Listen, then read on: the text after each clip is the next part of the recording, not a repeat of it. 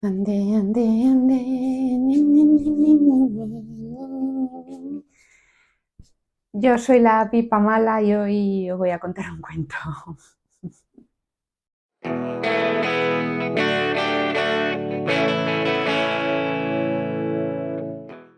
Hola, hola cuentistas, ¿cómo estáis? Espero que estéis bien.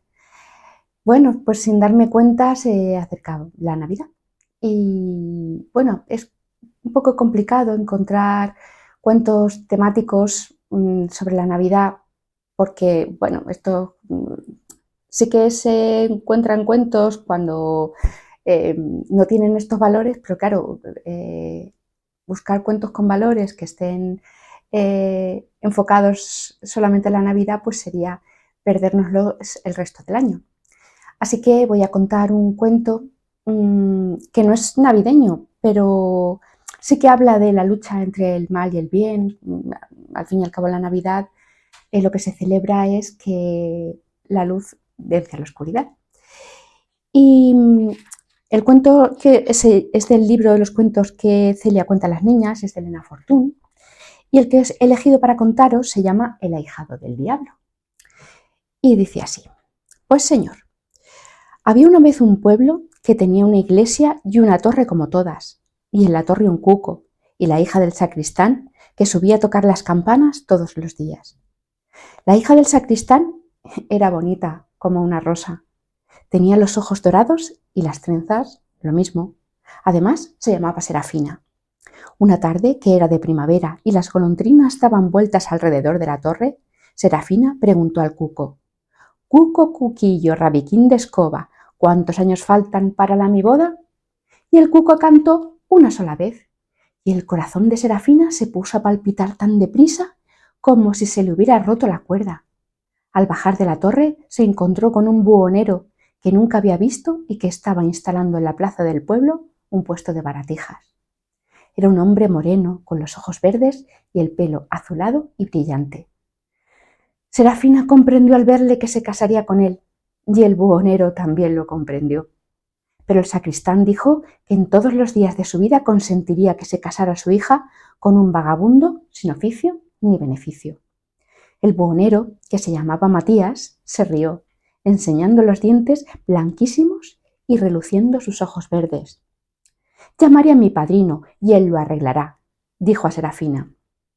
Nadie vio al padrino, que vino de noche, pero antes del año Serafina y Matías se habían casado y tenían una tienda en la plaza, donde las mozas del pueblo venían a comprar cremas, polvos, cosméticos y esencias para ponerse guapas y oler bien. Todas las noches, después que Serafina se acostaba, Matías se encerraba en un cuarto que daba a un callejón oscuro, abría la ventana y por ella entraba el diablo en persona, embozado en su capa colorada. Y mientras Matías machacaba pétalos de rosas y claveles en el mortero, el diablo escupía dentro, y así se formaban las pastas y colores y cremas que luego llenaban los botes de cristal de la tienda. Serafina estaba todo el día sola, asomada a la ventana que daba al campo, cantando las canciones que antes cantaba en el coro de la iglesia, cuando había novenas o era Navidad. Tanto cantó que la oyeron en el cielo y se compadecieron de verla tan sola. Entonces le mandaron un hijito para que la acompañara. Matías se puso muy contento porque el niño nació con alas de paloma, pero exigió ser él mismo quien le tuviera en la pila al bautizarle, en nombre del padrino, que no podía venir. Ese padrino era el diablo, que al saber lo de las alitas blancas, dijo que pronto se le caerían y en su lugar habrían de nacerle otras membranosas y negras, como las que tenía él debajo de la capa. Por eso Matías preguntaba a su mujer todas las noches: ¿se le secan las alas al lucero? Están frescas como flor de romero. Aunque el niño era tan chiquitín que no podía andar, volaba desde que nació por encima de la casa y por los prados y sobre los arroyos. Todos los pájaros le conocían y eran sus amigos las águilas y las cigüeñas. Nadie en el mundo era tan feliz como Lucero y su madre. Hasta que poco a poco se le fueron cayendo las plumas y un día las alas enteras se le desprendieron secas como las hojas de los árboles en otoño. Serafina lloró desconsolada porque sospechaba que algo horrible iba a suceder y queriendo retrasarlo todo lo posible, al otro día se fue con su niño a las ruinas del soto, donde vivía la lechuza. «Señora lechuza, ¿quiere usted prestar sus alas a Lucero?» «Sí quiero», dijo la lechuza y se las prestó. Lucero voló con ellas, entrando y saliendo por las ventanas de la torre y espantando a los pajaritos del alero, porque aquellas alas, por ser de lechuza, no sabían hacer otra cosa. Matías, al verle, no sospechó que no eran las suyas. Por la noche fue Serafina a devolver las alas a su dueña, que las necesitaba para ir de caza. Al otro día, antes de salir el sol, la madre, con el hijo en brazos, subió a la montaña a pedir al águila sus alas. «Águila real, ¿quiere usted prestar sus alas a Lucero?» «Sí quiero», dijo el águila y se las prestó. Lucero voló aquel día con las alas del águila y subió cerca del sol, que ardía como una hoguera, donde los ojos se le cegaban y el cuerpo se le abrasaba, porque las alas del águila solo sabían volar hacia el sol. Pero llegó la noche y fue preciso devolver al águila sus alas. Al otro día, Matías preguntó: «¿Se le secan las alas a Lucero?»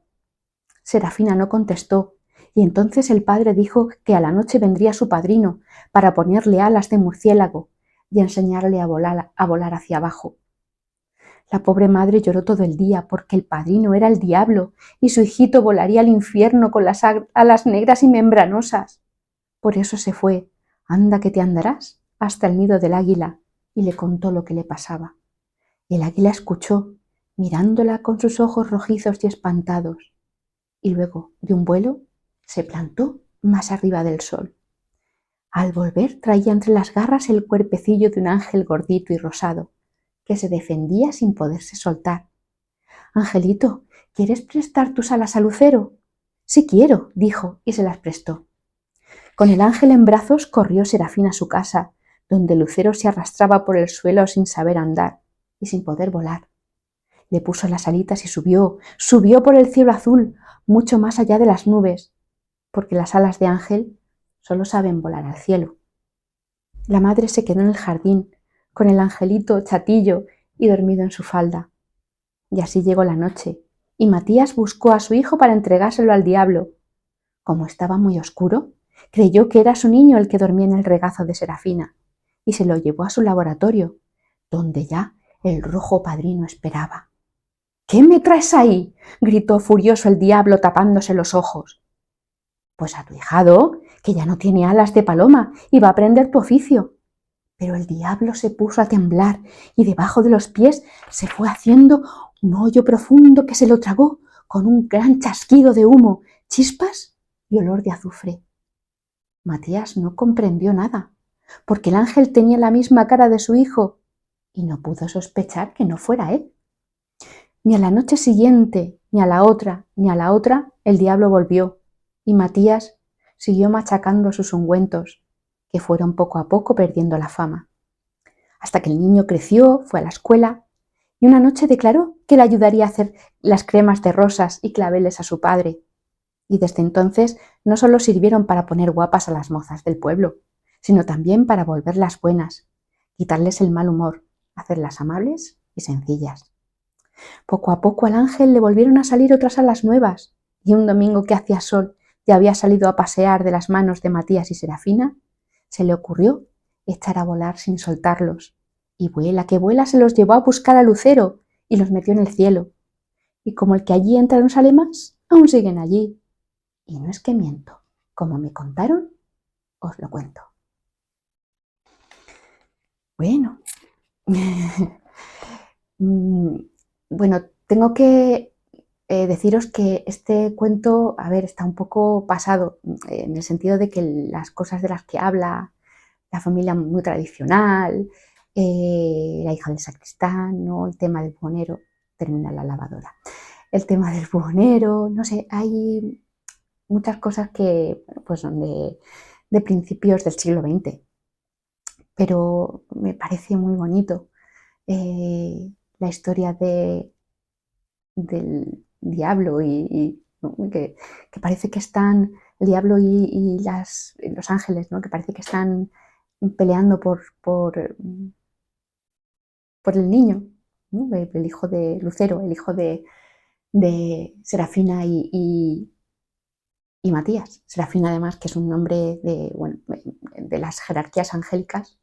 Ahí están los ángeles, los arcángeles, los tronos, las potestades. Bueno, pues uno de ellos es el Serafín. Me suena, no me hagáis mucho caso, me suena que es de los que más cerca están de Dios, ¿no? Porque hay como nueve jerarquías y, bueno, los últimos son los arcángeles y después los ángeles. Pero esto me cosa mía. Es difícil encontrar cuentos de tradición oral que sean de la Navidad, porque los cuentos de tradición oral tienen más años que el cristianismo. Provienen del Neolítico, entonces hace 6 o 7 mil años todavía no, no había cristianismo. De hecho, ni siquiera creo que hubiera judaísmo todavía. Entonces, es muy difícil buscar.